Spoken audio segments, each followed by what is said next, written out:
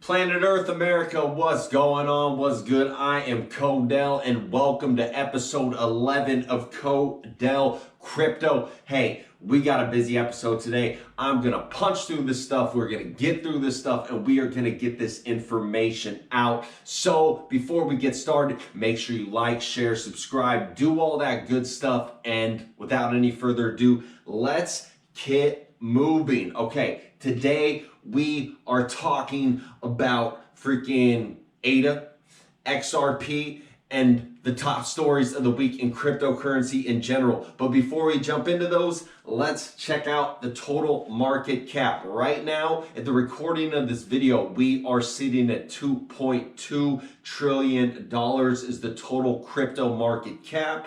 So we're doing good, folks. BTC, Bitcoin right now is sitting at $46,109.26. On the 24-hour is negative 1.6%. On the 7-day, it is positive 3.2%. Ethereum right now is sitting at $3,154.28. On the 24 hours, it is negative 3.2%. On the 7-day, it is plus 0.1%. So not a whole lot of action right there. ADA, Cardano, Charles Hoskinson, ADA going crazy right now. It's sitting at $2.11. 24 hours though, it is down 3.3%, but on the 7-day, it is plus 42.4%. So ADA is just ripping it right now. XRP right now sitting at $1.26. On the 24-hour, it is plus 2.2%. On the 7-day, it is plus 54.4%. So XRP, just like ADA, absolutely ripping it, shredding it, destroying the crypto game right now. Beautiful to see. Like I said, total market cap, $2.2 trillion. A lot of money going into crypto right now. But check this out. Let's get into the stories. I like this one here. This is more good news for crypto, you guys. Like I said, like I like saying in most episodes, crypto, we're winning. So I like to make sure I'm sharing all this positive, good information. So check this out, guys. South Korea's central bank, the Bank of Korea, BOK, has issued a surprisingly crypto-friendly report about the role crypto may play in the country of the nation going forward, and questioning whether Bitcoin, BTC, and altcoins could replace legal currencies in the years to come.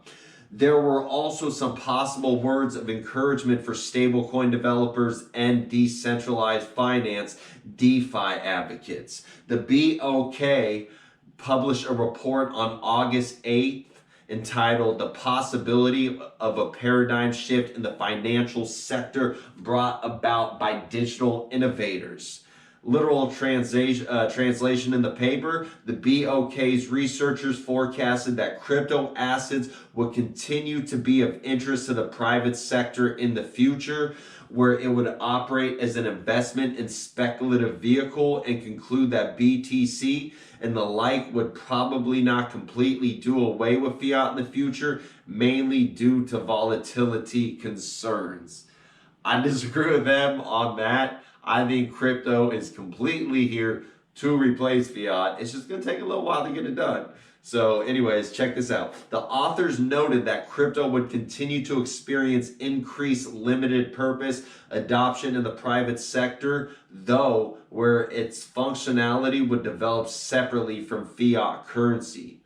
Here, SBS and the SIGIAT LLBO, the BOK report authors wrote, "The concern is whether or not private cryptographic assets such as Bitcoin can replace the role of legal currency in the future."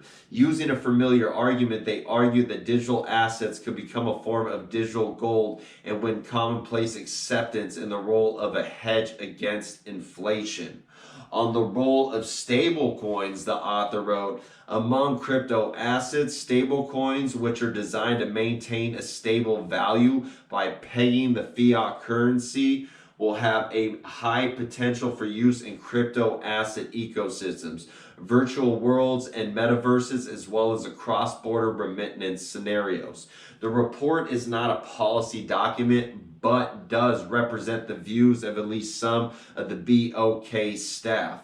The author also made mention of the growing interest in DeFi, an industry sector they also claim to be on the up, writing that while conventional financial companies will continue to be most people's go-to resource for general transactions, the role of DeFi, which is more specialized, can continue to grow. So yeah, we got that news coming out of BOK. That's a big bank in Korea. So Bank of Korea, that's what it stands for. So hey, yo, more evidence that cryptocurrency is going mainstream, folks. So if you aren't involved yet, please do yourself a favor, do some research, find the cryptos you like, and start investing. Please, I'm telling you, this is not financial advice, so also let me say that. Anyway, so check this out. We are moving on to the next one. Whoa. What am I doing, folks? I'm hitting buttons and I'm messing things up. There we go. I was able to fix it. Okay, so check this out. USDC issuer Circle set to turn into full reserve national commercial bank. US-based crypto company Circle, the issuer of the second most popular stablecoin USD coin USDC, said it's on a journey towards becoming a national digital currency bank. Per today's post by the company CEO, Jeremy Allaire, in their founding documents, Circle envisioned that we could build a global digital currency bank, one that enabled frictionless, instant and nearly free payments that combine fiat reserve currencies with open permissionless blockchains, and eventually building on these open networks to support new forms of capital formation and intermediation. Allaire noted that the capabilities of digital currency and blockchain infrastructure have evolved tremendously over the past 8 years specifically, while their long-term positive impact on the world becoming increasingly palpable is reflected in what the CEO described as heightened engagement with leading financial regulators around the world. That said, Circle, in partnership with crypto exchange Coinbase, designed USDC to conform with the U.S. money transmission supervisory and regulatory standards. SDC is now at more than USD 27.5 billion in circulation. He added, stating that Circle is setting out to become a U.S. federally chartered national commercial bank, saying Circle intends to become a full reserve national commercial bank operating under the supervision and risk management requirements of the Federal Reserve. A lot of y'all don't know that, so hey, might as well tell you. We believe that full reserve banking built on digital currency technology can lead to not just a radically more efficient, but also a safer, more resilient financial system. Per the work on this being done alongside the efforts of the top U.S. financial regulators, who, through the President's Working Group on Financial Markets, aka the Plunge Protection Team, are looking to better manage the risks and opportunities posed by large-scale private sector dollar digital currencies. As specific national supervisory standards for digital dollar currencies emerge from the Plunge Protection Team, Circle will work with their national regulatory counterparts on the ultimate commercial adoption of a new dollar digital currency standards. As for the future of USDC, we're almost there, guys. The company anticipates that will grow into hundreds of billions of dollars in circulation and support trillions of dollars in economic activity. Just last month, Circle, which is preparing to go public, finally revealed how this token is back after 3 years. So that's what's going down with Circle. Circle's making big moves. Yo, I'm not a fan of fiat. But I think long term, companies like Circle, they naturally will make fiat completely obsolete. But this is beautiful because it's helping decentralize the whole system. It's helping create a more fair, transparent system. This is beautiful, guys. More awesome, fantastic, glorious news. So, let's keep it moving. Check this out. This is about BMO. BMO adds Bitcoin and Ethereum credit card rewards. I know most of y'all know about the BMO app and send payments with it, all that good stuff. Well, get Bitcoin and Ethereum rewards with the credit card now. Check this out. The Venmo credit card offers crypto rewards of 1 to 3% of what users spend. The new feature reflects PayPal's growing crypto ambitions.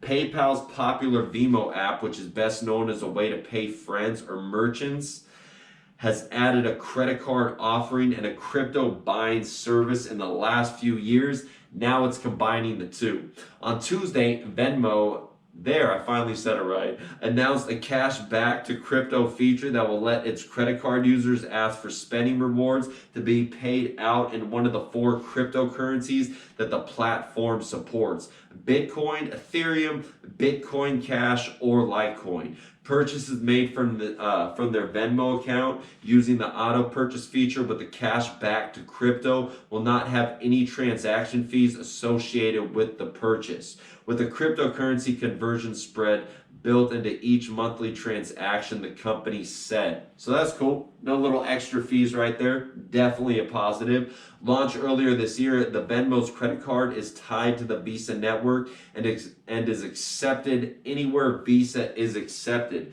Venmo credit card users receive 3% back on their top spending category, such as groceries or restaurants, 2% on the second most used category, and 1% on all others. Purchases. This stacks up well compared to many other credit cards, especially as the Venmo card doesn't come with an annual fee. Beautiful, beautiful. See what cryptocurrency is doing, blockchain, baby. It's getting rid of all these unnecessary fees. Why? Because it's decentralizing everything. Check this out. So anyways, where was I? But as with other credit cards, consumers should take care to pay off their monthly balance lest they incur a high interest charge that will exceed whatever they earn in rewards, crypto or otherwise. Okay, so you want to still be on top of your bill so you don't get hit with that high interest charge. Venmo users can apply for the credit card through the app. The new cash back for crypto program reflects how parent company PayPal is rapidly expanding its cryptocurrency ambitions. In recent months, CEO Dan Schulman has laid out a broad vision for crypto that entails building on wallet services and even suggested that crypto could be integral to future stimulus plans. Jeez, how long do they want to go with this stimulus? Well, anyways, whole other thing. Okay. So yeah, that's what's going on with that, guys. More good news. Check out Venmo. As far as their crypto selection, not that great, but I love what they got going on with the card. Honestly, it tickled my feathers. I don't have one yet. I've been looking at their card. I've been looking at Uphold's got a card. Dude, who else has a card? Visa, Visa's got a card with the Crypto.com card. So all these different places have cards, man. Start doing your research. Check it out. Start transitioning over, man. Get off of this fiat, this centralized crap, and just let's keep crypto growing. I mean, it's inevitable anyways. There ain't no stopping this blockchain train, baby. All right, so moving on to the next story. Yo, this is more good news right here. This is really good news, okay? And this kind of goes back to something I've been speculating on. I haven't talked about in any videos, but I don't know, man. As messy as things are in America, I still have faith to the extent that we haven't become so dumb that excuse my language. I'm not trying to insult people, but I'm just keeping it real that we don't just necessarily piss away opportunities like blockchain and crypto and all that stuff, because this is world changing. Blockchain and crypto is absolutely life changing for all of us. It's impacting all of us, whether you know it or not yet. So check this out. All right. Crypto is the cryptocurrency epicenter moving away from East Asia.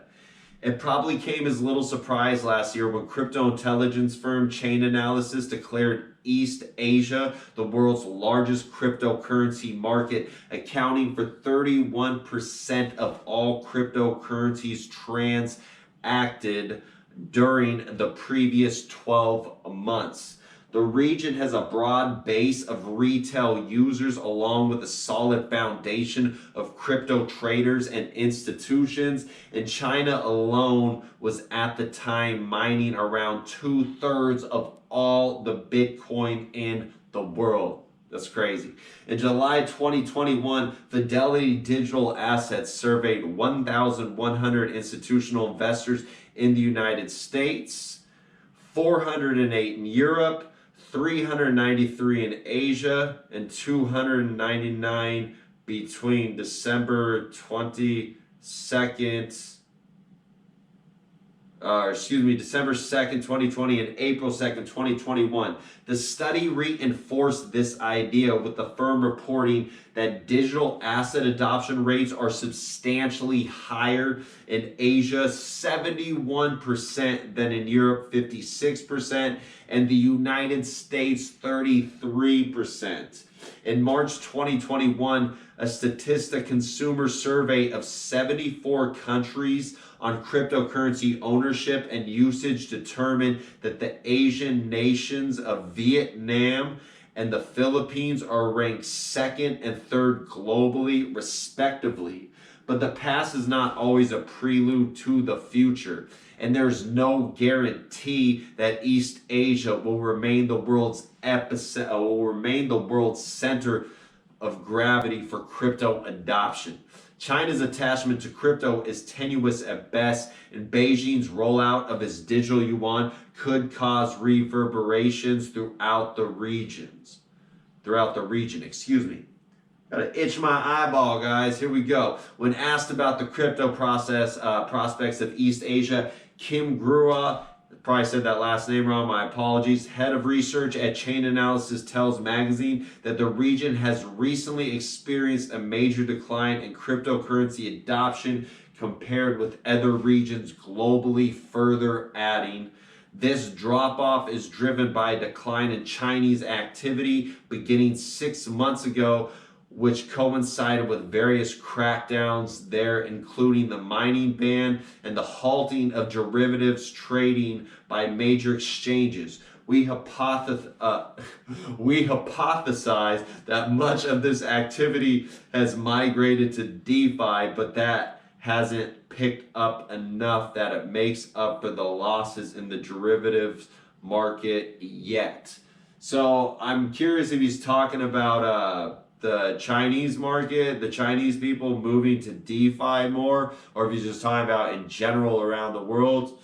I don't know. I want to look more into that. But hey, yo, people in China, I hope you all are moving on to DeFi more. Don't let your government stop y'all. Y'all got the power, okay?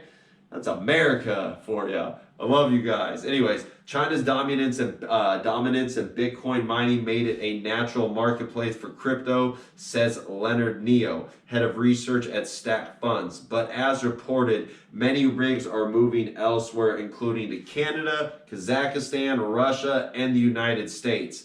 Asked if Asia is likely to maintain its crypto dominance, Eloisa Cadenas, CEO of Mexico-based financial services firm Crypto FinTech, tells magazine it is a difficult question to answer because when we think of Asia, we automatically focus our attention on China, which, as we know, has taken quite restrictive measures in relations to Bitcoin, crypto assets, and of course, mining. China's digital yuan is likely to have a big impact on the region, Cadena says.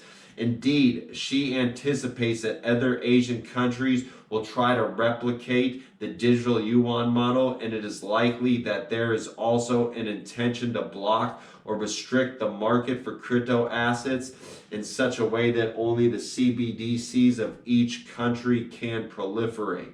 If that happens, the mass center of crypto adoption could move elsewhere to Latin America or Africa, opines Cadenas. These are two regions where, according to her, there's a greater possibility of adoption since the economic, social, and political context is different. Asia's crypto crown could indeed be in play now, as Latin America and Africa aren't the only contenders. Here's who could potentially fill the void if and when Asia falters. North America, baby! Traditional remnants on the matter of digital assets and the results of three principal factors, according to another report by Fidelity Digital Assets: price volatility, concerns around market manipulation, and the lack of fundamentals to gauge appropriate value. But U.S. respondents appear to be coming to grips with digital assets despite their shortcomings. The strength of concerns in the U.S. decreased notably versus last year across most factors, reported Fidelity Digital Assets. Price volatility concern fell 13 points, concerns around market manipulation fell 6 points, and lack of fundamentals fell 8 points. Elsewhere, some of the United States' top legacy banks, including State Street, BNY Mellon, JP Morgan Chase, Citigroup, and Goldman Sachs, have been making forays into the crypto space. On the mining front, the U.S. was already the number 2 mining nation before China's May crackdown on crypto, mining all a bit a distant second. Back in September 2019, China contributed 75.53% of the global Bitcoin hash rate, but more recently, China's portion of the hash rate has ebbed to 46.04%, while the U.S. has broadened its share to 16.85% globally. We got to pick that up. We got to pick that up. Henry Arcelanian, crypto leader and partner at advisory firm PwC, tells Magazine, the United States is probably the one country that has a lot of momentum now. The regulations are becoming clear. There are numerous large crypto companies, and there's a lot of capital flowing into crypto, both from institutional investors and retail, baby. I just want to pop my collar because, yo, America, baby, I love us. Yo, they trying to shake us off our game. But nah, we can't let that happen. Crypto, baby. Anyways, meanwhile, north of the U.S. border, Canada has been innovating on the crypto front. The Purpose Bitcoin ETF, North America's first crypto-based exchange-traded fund, launched in February and has been a big hit by most accounts. It was followed by April by an Ether ETF with strong volumes reported. Ethereum, just in case y'all don't know that. Many believe that it's only a matter of time before Canada, which is vast with its vast hydroelectric resources, becomes a major player in crypto mining, particularly as more miners seek out renewable energy sources to power their rigs. Latin America. The Latin America region could become a crypto adoption hotspot, and not only because El Salvador declared Bitcoin legal tender in June when it issued its Bitcoin law, a historic move in the view of some. Many regional economies are sustained by remittances, i.e. money sent home from workers abroad. They account for 23% of El Salvador's gross domestic product. For instance, in Honduras, remittances are exceeded 20% of the gross national product in 2019, according to Pew Research Center. By comparison, Mexico saw only a 3% share of its GDP driven by remittances. That's good, man. That's good. but his gross numbers are high, 42.9 billion in 2020, according to the World Bank, which is a number behind only China and India. Crypto and blockchain technology potentially offer a more efficient way to transfer overseas payments. The trend in Latin America is towards retailers and unbanked users. Because with cryptocurrencies, you can create cheaper financial products that eventually could promote greater financial inclusion. Crypto fintechs Cadenas tells magazine there's also evidence that El Salvador's dramatic action may be encouraging other countries in the region to devise their own crypto strategies. Paraguayan legislators introduced a cryptocurrency bill to the nation's Congress in July, for instance. Where El Salvador has led, we can expect other developing countries to follow, said Nigel Green, CEO and founder of financial service company DVIR Group. This is because low-income countries have long suffered because their currencies are weak and extremely vulnerable to market changes, and that triggers rampant inflation. There isn't much CBDC fervor in the region either, which means that Latin American countries are less likely to clamp down on crypto for competing with the government's digital currency. What I do see in Latin America is financial institutions creating alliances with crypto asset companies to facilitate operations with crypto assets, mainly with stablecoins, Cadena says. I love that, honestly. Stuck Funds Neo perceives some similarities between Latin America and Asia. The latter was historically home to a number of restricted currencies that were subject to government controls, such as the Chinese yuan, Indian rupee, Indonesian rupiah, Malaysian ringgit, and Filipino peso, making them difficult to convert. These restrictions encourage investors to turn to crypto as a hedge against these limitations, explains Neo. Similar tendencies may be emerging in Latin America, where citizens increasingly appear to prefer crypto over fiat, which are exacerbated by political turmoil. In its 2020 Geography of Cryptocurrency report, Chainalysis cites Venezuela, which ranked third globally out of 154 countries in its Global Crypto Adoption Index, as a stellar example of what drives cryptocurrency adoption in developing countries and how its citizens use it to mitigate economic instability. So there's a whole lot more to this article. It goes into Europe, what's going on with Europe, Africa, and just like, it's so all positive. All positive. Crypto, blockchain, it's being implemented in every single continent on beautiful planet Earth, you guys. So this is really, really good. But, long story short, guys, like, we're winning. We're winning. Okay, so those are the weekly top stories about cryptocurrency in general. I'm going to get into a little Cardano news, and then these are short stories, and then I'm going to get into a little XRP news, and we are out of here, folks. So check this out. Cardano ADA news. Here we go. Tatum, a blockchain infrastructure development platform, has announced that it now fully supports the Cardano ADA blockchain. Cardano is the first proof-of-stake blockchain platform to be built based on peer-reviewed research and developed through evidence-based methods. Its unique Ouroboros protocol allows for sustainable scaling and unique security, making it ideal for building decentralized apps for the future. With Tatum, users can now build apps that leverage Cardano's enormous potential quickly and effectively. Tatum's API simplifies otherwise complex blockchain operations into single API calls. Check out the Tatum Cardano API for more information. I got the link in the description below. Check that out if y'all want to check it out. And quick friendly reminder, make sure y'all hit that like button, that subscribe button.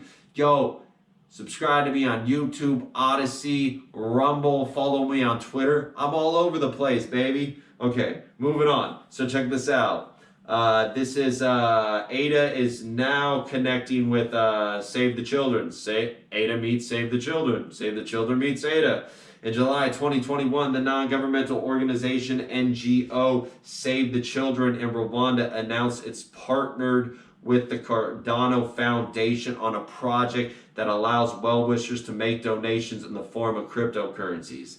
This is interesting, though. I read this article earlier. I read all these articles earlier, but you're going to find this interesting about Save the Children, okay? At the time, it was revealed that Save the Children's acceptance of aided donations were not the first time the non-governmental organization had accepted crypto. In fact, Save the Children says it has been accepting donations in cryptocurrency form since 2013. They're almost 10 years deep in the crypto game, man. Yo, salute to that. However, some have questioned the wisdom of accepting donations in a form of currency that they argue is too volatile. On the other hand, others want to know why a charity organization that is over 100 years old has chosen to work with Cardano. To understand why the NGO has made these choices, Bitcoin.com news reached out via email to Ettore Rossetti, Save the Children's senior advisor, digital and marketing innovation. Bitcoin.com news via Bitcoin.com news. Cryptocurrencies are generally volatile, yet Save the Children is one of the first NGOs to accept them. How did this start? This was Ettore response. In late 2013, the Bitcoin community approached us wanting to support our typhoon relief in the Philippines. We already knew about Bitcoin from some of our game supporters, and this inquiry was the tipping point for us to set up internal mechanisms, policies, and procedures to accept it. So again, this is all the way back in 2013. Save the Children's been getting down with crypto. That is really cool. And then BCN goes on to ask, can you tell us the motivations behind Save the Children's pivot to cryptocurrencies?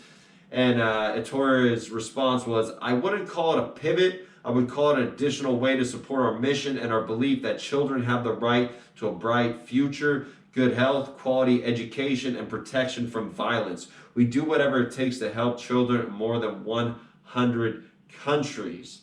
Very cool. And then BCN, they go on to ask, there is a divided opinion about cryptocurrencies, yet Save the Children continues to embrace them. Are you not concerned that some of the negative stories about crypto might upset some of your traditional donors? And I love this response here by Save the Children. Right now, cryptocurrency donations by percentage is a very small portion of our private revenue. However, it has the hope and the potential for us to reach new and different type of donor and inspire the next generation of donors and philanthropists. No one is compelled to buy, hold, or donate cryptocurrency if they do not want to do so.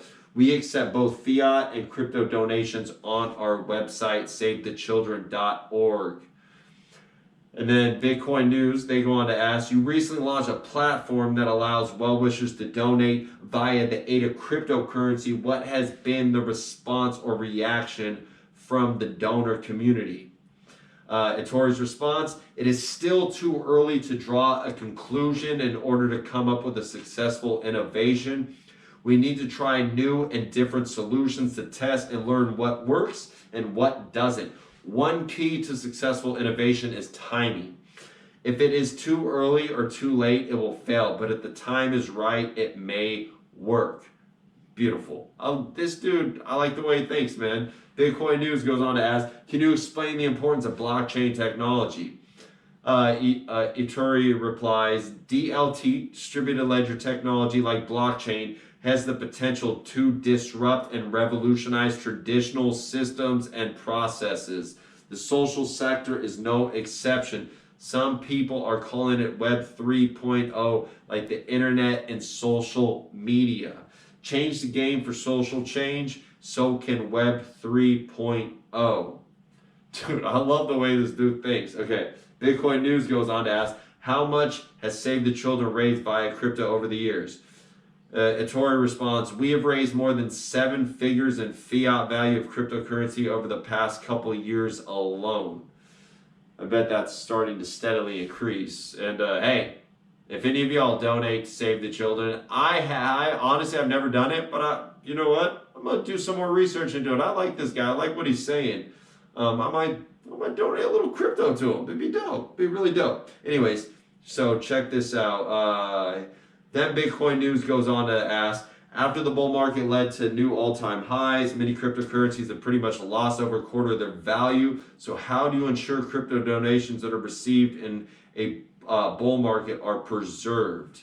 The Tory goes on, responds, our current policies to exchange a cryptocurrency donation to fiat shortly after the contribution. Thus, our approach is to use it as an immediate impact vehicle rather than an investment vehicle. So they're automatically transitioning over to fiat and then investing it back into Save the Children. Okay, then Bitcoin News, we're almost there with this, guys. They go on to ask, can you explain why you have chosen to partner with Cardano? Remember, this is all good news for Cardano.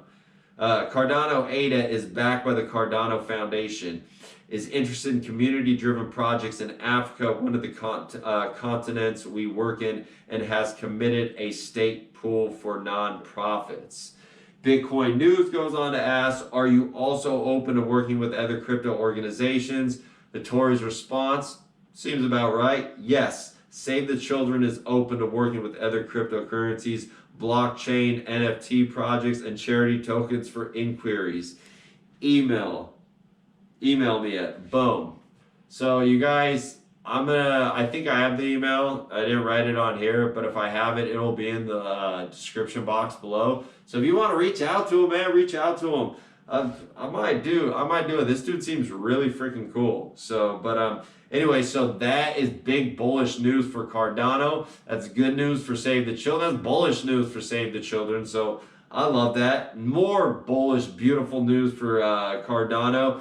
This, I'm just going to run through real quick. These are companies and partnerships and organizations that Cardano is building and working with. Just going to go through them, not going to break them down. Just want to remind you how big Cardano is doing it. Okay, start with organizations contributing to the development of Cardano. We got IOHK, Emergo, the Cardano Foundation. Then we got Cardano Partnerships and Collaborations. I know y'all know this name. IBM Research, PwC, New Balance. Yes, the shoe company, New Balance. Cody Networks, that's COTI Network. Syrian Labs, I know a lot of y'all have heard of them. Aleppo Hardware, Confidio, Algos, MedApps Plus, Zyen Group, Privilege, ScanTrust, Runtime Verification. Now we get into governments. South Korea government, Approved Trade Association, Ethiopian government, Georgian government, and Edinburgh University. So they got all these business deals going on. They're working with nations. And, hold up. I want to go into what they're doing with some of these nations real quick. And even some of these companies, not all of them. But check this out. This one's important. IBM, January 17, 2020. Charles Hoskins revealed in a video that Cardano has been working on a software distribution project with the IBM research team. No further details were provided. IBM Research is the research arm of IBM, an American multinational technology company. Y'all know that. So, boom, something big going on with them.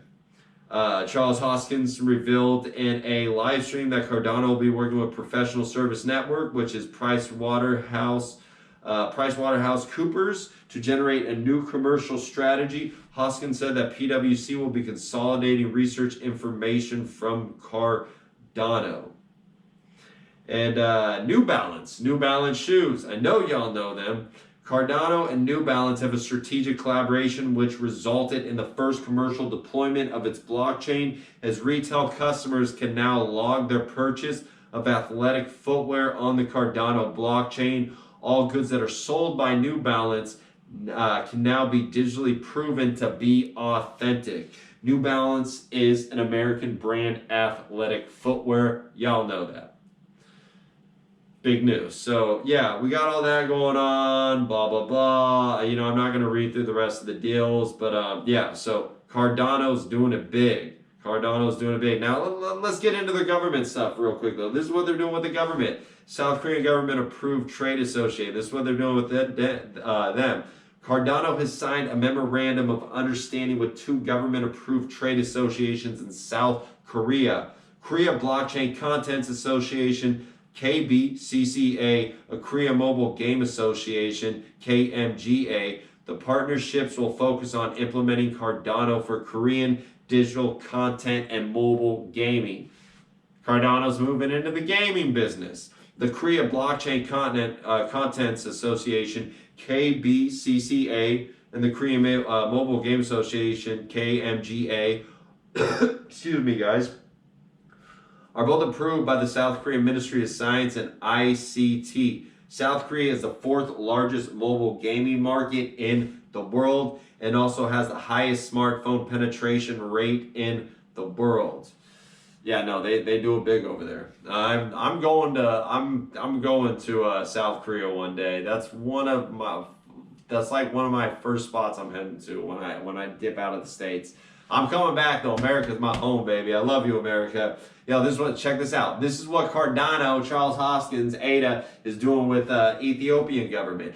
April 30th, 2019, Cardano's IOHK is working with the Ethiopian government to help them build a new digital payment system for the nation. Cardano will do this through its Adela project, which is an enterprise blockchain solution that helps governments and developing nations build systems for voting, property registration, and supply chain. The Ethiopian government is the first government to be implementing Cardano's Adela blockchain framework for digital payments and also plans to combine the payment system with an identity card. Dude, that's huge. That is literally, okay. They're helping build a whole entire financial and ID and just infrastructure for a nation. Okay, it's insane. All right, so check this out.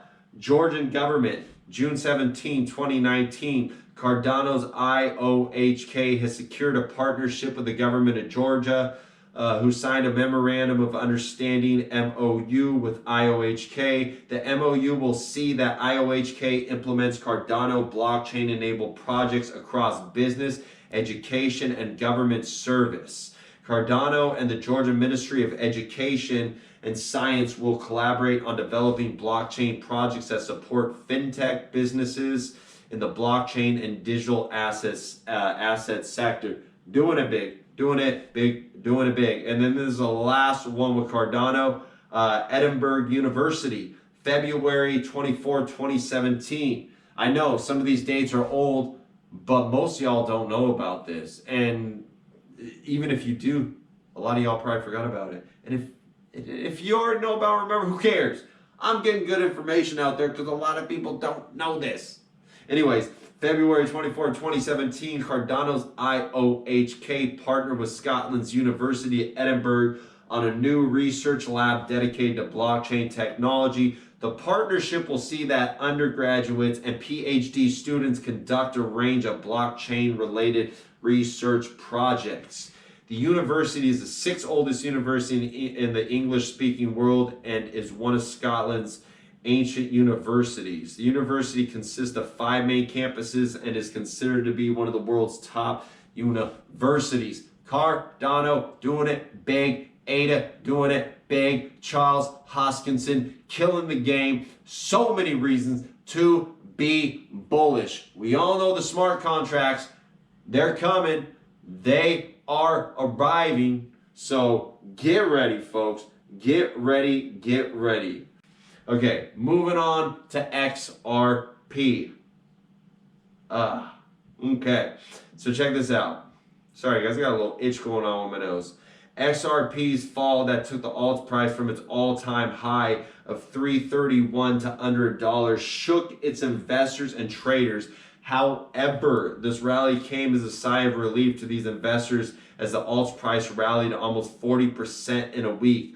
Oddly, Bitcoin, Ethereum, and even BNB have registered lower price gains as compared to XRP, which was one of the top weekly gainers at the time of writing, second only to Cardano. I think it's outpacing Cardano right now. I would have to check. While the XRP traders have a lot to cheer about as the alt finally reclaimed the dollar mark for the first time in 10 weeks, it'll be interesting to see how this price rally unfolds for the alt that dropped more than 80% in the last cycle. A month ago, when XRP oscillated close to 50 cents and made headlines, but not about its price gains or metric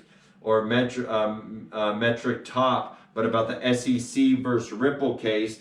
The thought of the alt reclaiming a dollar level would be a distant dream. Now, as XRP tests its crucial dollar mark, questions about its rally sustaining are back on the table. For one, XRP's price recovery was backed by a solid rise in MVRV 60-day, which highlighted an anomaly high values at the time of writing as per sentiment. This meant that this was in fact a bull run and that long-term holders were finally reaping some benefits out of it. The MVRV value for the alt at the time of writing was equivalent to the May 15 levels, corresponding to XRP's price top at the time. So, XRP trended in a positive direction, and I know the SEC still might have some people fooled, but dude, things are turning out good for like, if you just pay attention, look what's going on behind the scenes, not just with the SEC, but with Ripple over in Japan and XRP and all that stuff. A lot of big stuff coming, folks. A lot of big moves are being made right now.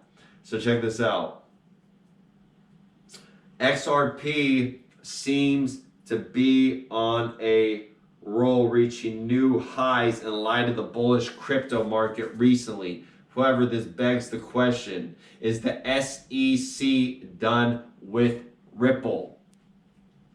To me, it's all a big clown show, guys. I mean, that's just my personal opinion. To me, like, it's already determined on what's going down. But anyways, so let's get into this. XRP's parent company, Ripple, was tangled in lawsuit troubles ever since the SEC opened up a case against the global payment company. It accused Ripple of offering unregistered securities up to the amount of 1.3 billion starting in 2013. The dispute, which began in December last year, has really ended up nowhere, but has done much to damage XRP's reputation. In spite of this, its market cap has risen to levels where Ripple can just pay up tokens to settle. I like that. I like that. However, one reason why Ripple needs to follow through with the lawsuit has been because its biggest competitor, SWIFT, the Society for Worldwide Interbank Financial Telecommunications, does large-scale transactions across 11,000 financial institutions in more than 200 countries. In order to combat that, Ripple needs to make sure global banks, treasuries, etc. want to work with it, resolving the case and attaining a compliant status with regulators is the only way. But what about now? As is obvious, the current controversy led to a big dip in the token's price, but now the token is going up at a fast pace. This week alone, the token has risen by 57.8%, spurred by the market uptrend recently.